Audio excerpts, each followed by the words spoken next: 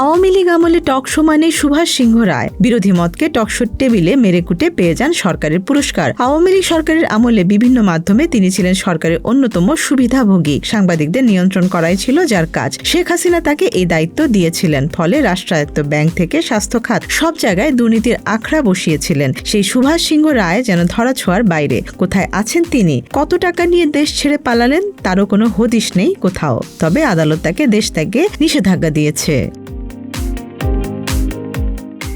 বাংলাদেশের গণমাধ্যম, ব্যাংকিং খাত ও রাজনীতির সঙ্গে ঘনিষ্ঠভাবে জড়িত বিতর্কিত একটি নাম সুভাষ সিংহ রায়। দীর্ঘ সময় ধরে তিনি রাষ্ট্রায়ত্ত ব্যাংকের পরিচালক হিসেবে দায়িত্ব পালন করেছেন এবং একই সঙ্গে নিজেকে সাংবাদিক, কলামিস্ট ও লেখক হিসেবেও প্রতিষ্ঠিত করার চেষ্টা করেছেন। তবে তার এই উত্থানকে ঘিরে নানা বিতর্ক, অভিযোগ ও রাজনৈতিক সমালোচনা বহুদিন ধরেই আলোচনায় রয়েছে।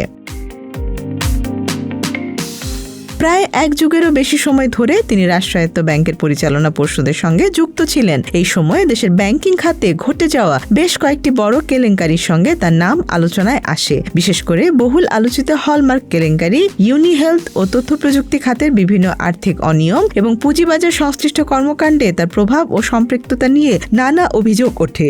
সমালোচকদের দাবি, ক্ষমতাসীন রাজনৈতিক শক্তির ঘনিষ্ঠতা ব্যবহার করে তিনি ব্যাংকিং খাতে নিজের প্রভাব বিস্তার করেছিলেন এবং সেই প্রভাবের মাধ্যমে দীর্ঘদিন গুরুত্বপূর্ণ পদে অবস্থান ধরে রাখতে পেরেছিলেন।